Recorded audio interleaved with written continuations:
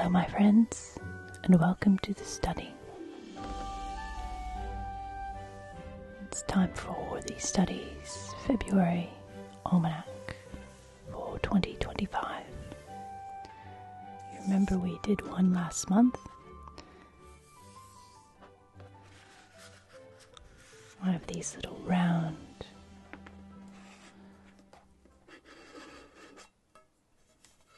watercolor papers.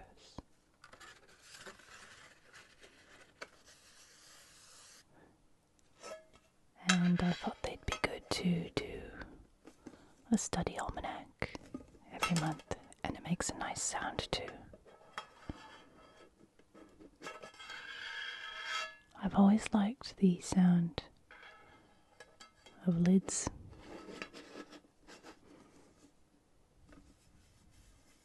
And tins. I've also got this little Moomintroll tin.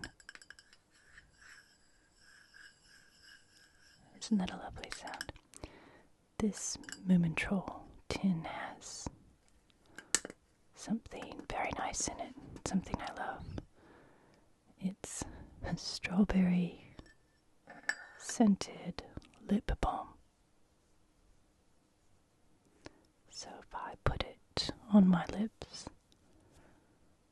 I can make a nice sound for you. It's like blowing a kiss. That makes a creaky sound, doesn't it? That tin.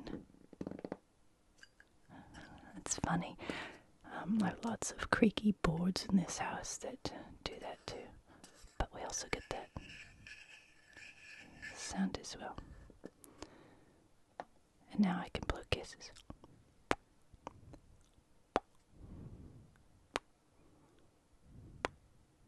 It's a very soft sound. Back to our almanac. So that was January last month. We did the moon in standstill, the wolf moon, so we put a wolf paw there. We talked about Calevra atribatum, or Silchester. Drew a little picture of the rabbit on the pot that was found there, and our woodland creatures and forest. I decided to put a robin there. And then I added some snowdrops later. I had a little trouble putting a lot of colour on this paper because I think I tried to use too much water, even though it is cotton watercolour paper. It started to fall apart, so I just did a snowy, wintry sort of edge there with a border, almost like a fog for the English countryside in January. So now we're going to do one for February.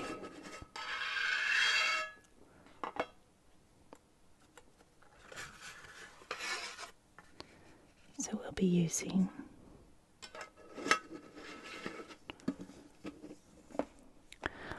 watercolor paper and of course watercolor. For this one, do you remember the sound this makes? It's sort of creaky as well.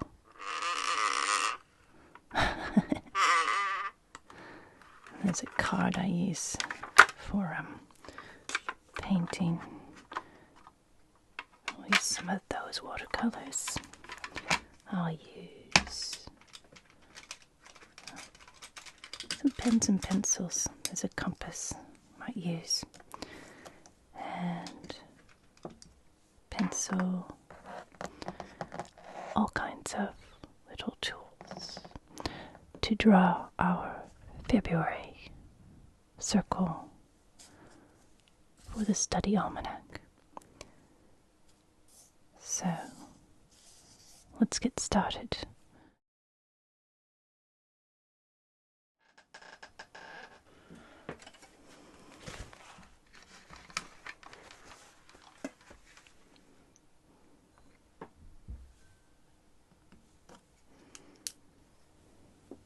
February, the month between the deepest winter and the first signs of spring. It reminds us of the cycles of birth and death, of old and new, activity and calm. The moon, in its last quarter this month, is known as the snow moon. Hence the snowflake I will be attempting in the center of our circle here. In the sky, high overhead at sunset, are autumn constellations such as Andromeda and Cassiopeia dip low on the sky by midnight, while the winter constellations, Orion and Taurus, now dominate the southern night sky until the early hours of the morning. Spring constellations, Leo, Cancer, and Ursa Major, are just beginning to climb higher in the southeast by about midnight.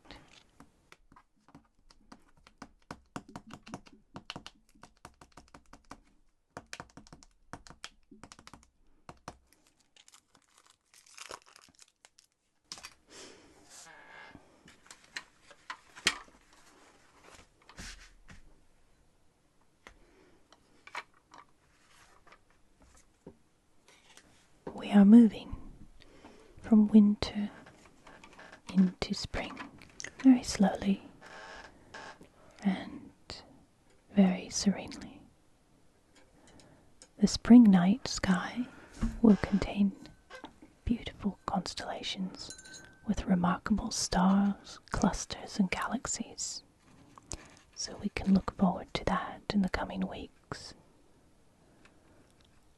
The bright planets, Jupiter, Mars, Venus, are prominent still, though Mars is the most visible, high in the southwest sky as it gets dark, and setting in the northwest around midnight. Mars is moving towards where we can see the Pleiades. This is a star cluster in the constellation of Taurus, which will make a conjunction by the end of the month, Mars passing closest in early March. Mercury, Venus, Jupiter, and Saturn all currently appear very close to the Sun for most of February. On the 27th, the Moon will be in the spring constellation of Leo.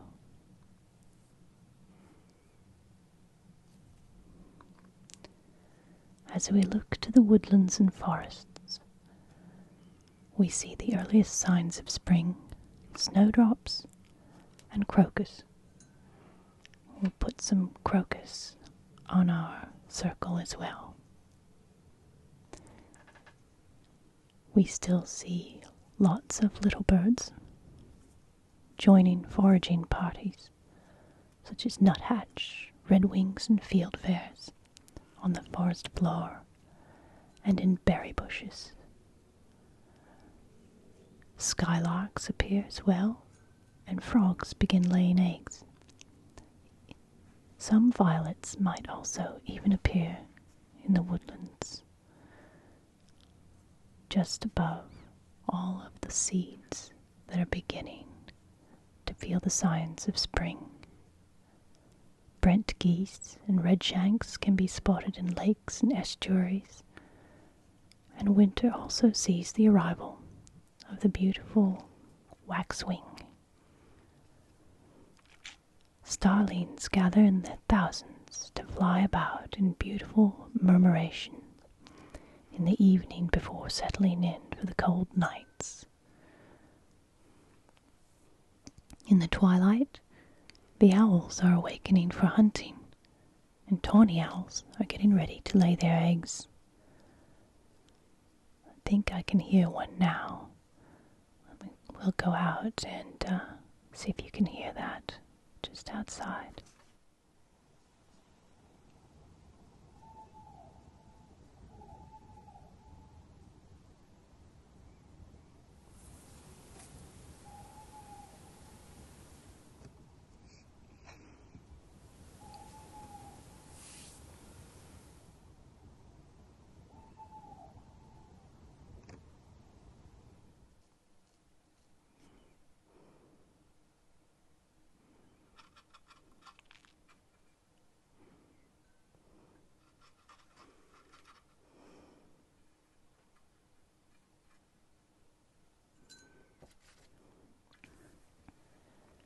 This month we're awaiting the final sailors in the Vendée Globe race. It is a famous sailing race that takes place every year from Sable d'Olonne in the Vendée region of France. It is a solo, non-stop, unassisted race to circumnavigate Antarctica and return back, so around the world. It is 45,000 kilometers or 24,300 miles, the theoretical distance that a sailor would go around the world. A revolution that's accomplished with a record time of 74 days and 3 hours during this, the 8th edition of the Vendée Globe in 2016 to 2017.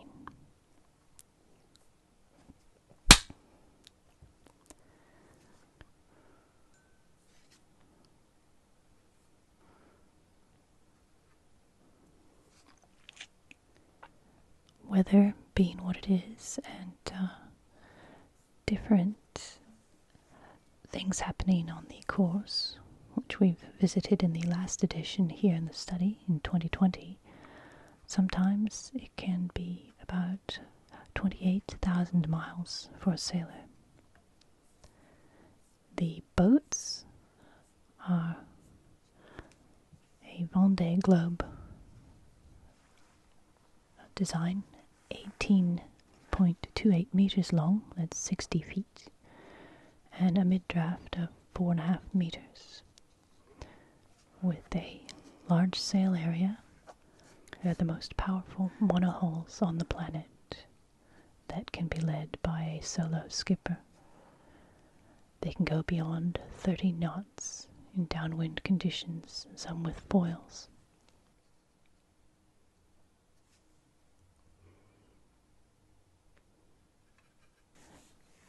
Those watching or following this edition that began at the end of last year in November can watch on the tracker of the Vendée Globe. This edition has seen a record number of skippers who must first complete several preliminary qualification passages. There's also a record number of women skippers this edition. Not only that, but several skippers have beat records, finishing very early on.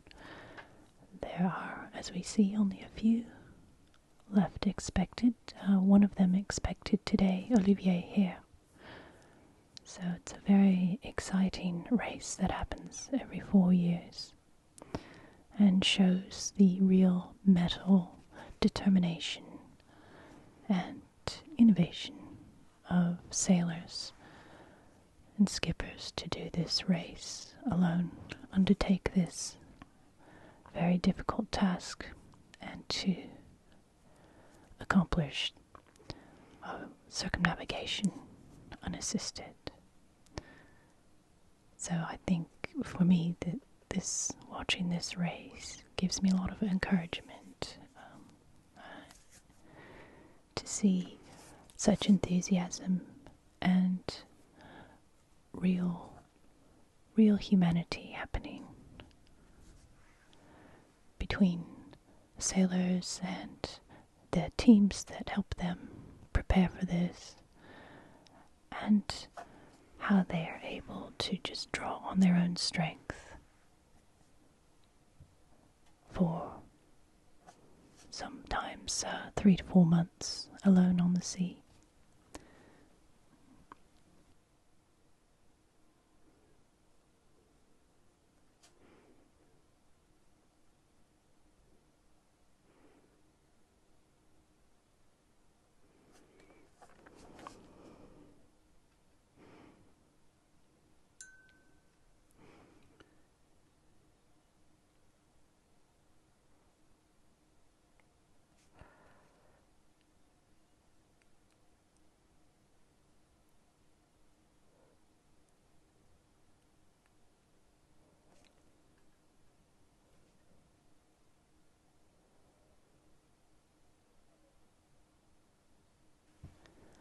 Our historic place this month is Pickering Place, St. James in London. St. James Street, leading to St. James Palace, London's diplomatic centre to which ambassadors from around the world are presented, looks much the same as it did 300 years ago, as far as many of the shops and the layout itself. Home to some of London's oldest merchants, having moved west after the Great Fire of 1660s,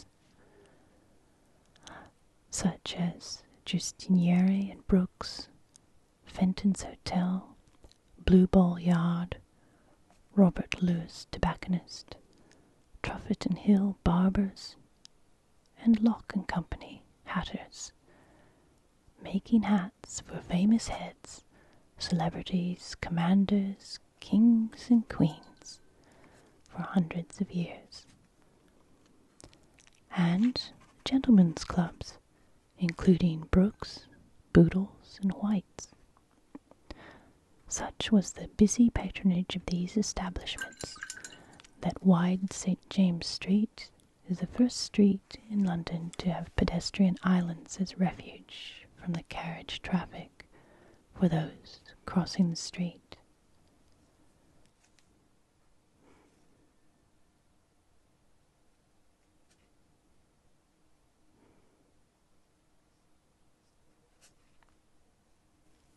Just off the street is a rather unassuming little court, Pickering Place, thought to be the smallest public square in London at 6 meters by 1.2 meters.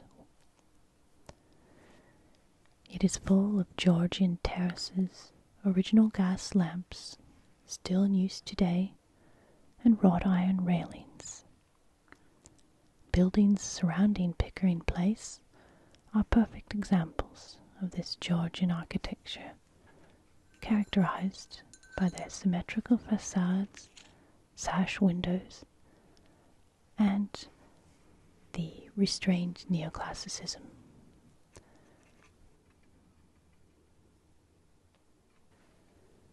In the 17th century, a court existed roughly on the same site, called Stroud's Court. In the 1660s, the Earl of St. Albans had secured a lease for the land from King Charles II. At the time, the area was home to a tranquil garden and 4 small tenements in the back garden of number 3, St. James Street, in around 1690. In 1698, the widow Bourne established a grocery shop at number 3. The widow Bourne's daughter, Elizabeth, married coffee merchant William Pickering, and the family business became supplier to the fashionable coffee houses of St. James, adopting the sign of a coffee mill.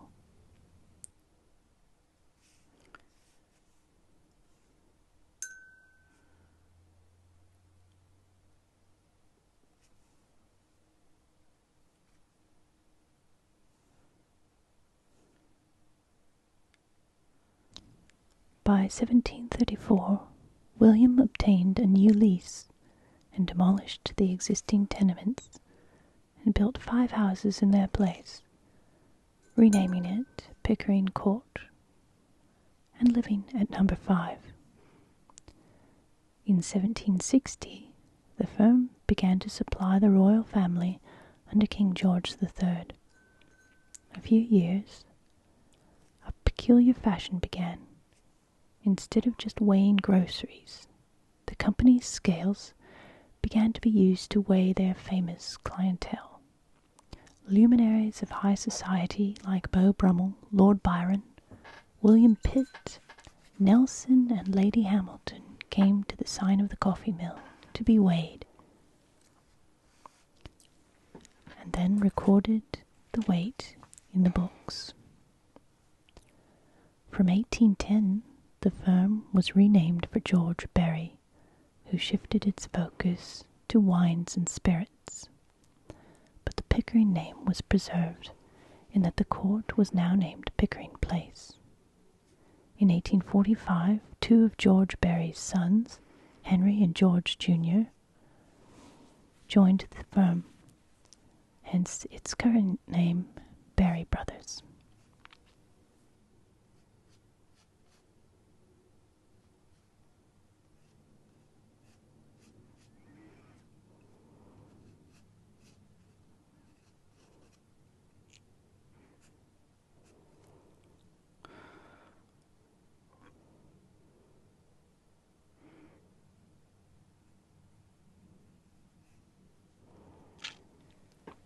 In 1836, the Republic of Texas was formed after impassioned and prolonged fighting, with the aim of creating an independent territory, free from both Mexico and the U.S.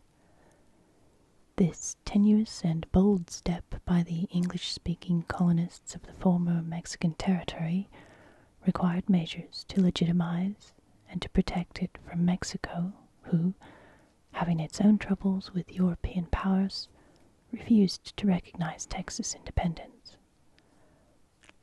The U.S. recognized the Republic in 1837, but refused to annex it.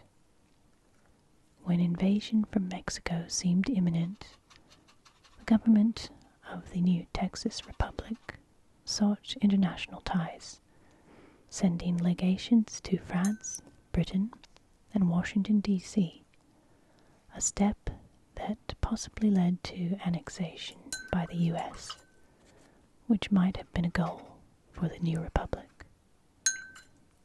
The tenants at No. 4 Pickering Place operated a notorious gambling den and brothel.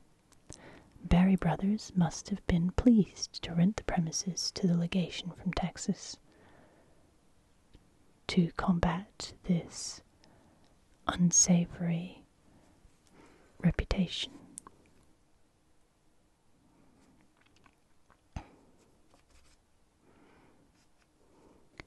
when Texas became a U.S. state in 1845, however, the legation was closed.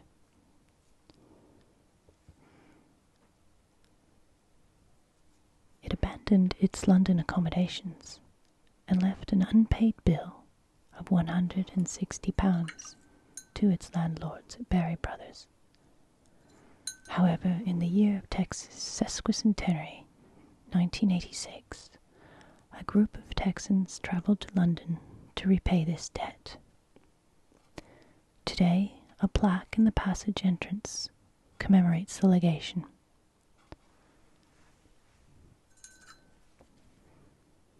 Pickering Place was notorious for its association with less savory affairs, despite the legation having rented accommodation.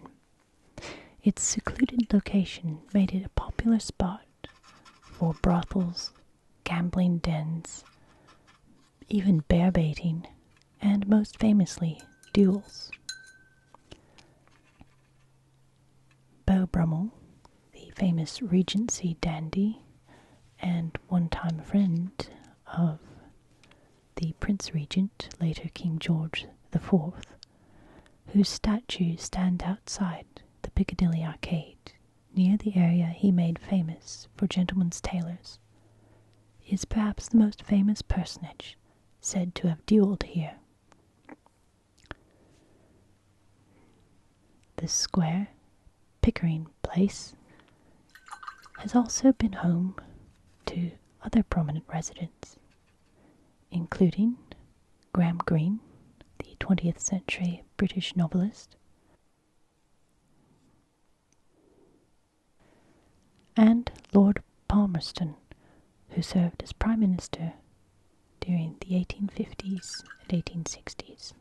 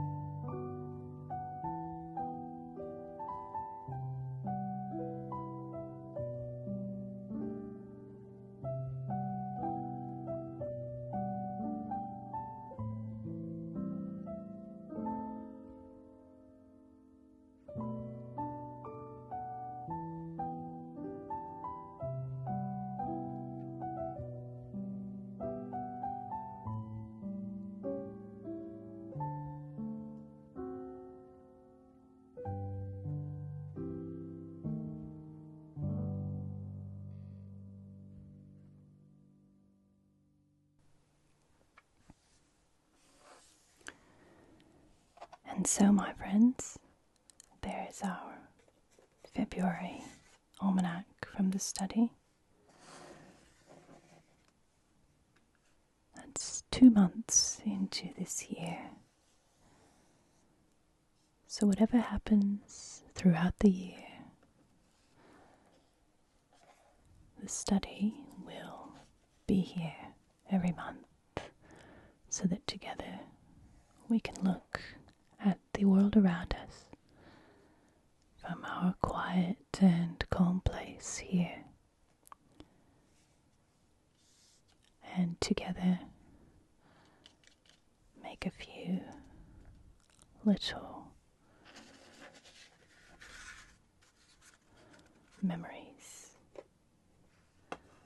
projects, thoughts, a bit of calm. I wish you, wherever you are, whatever time it is, whatever is happening in your world, a very beautiful February. And a very peaceful night, afternoon, morning. Be good to yourself, my friend. Be kind to others, and be extraordinary.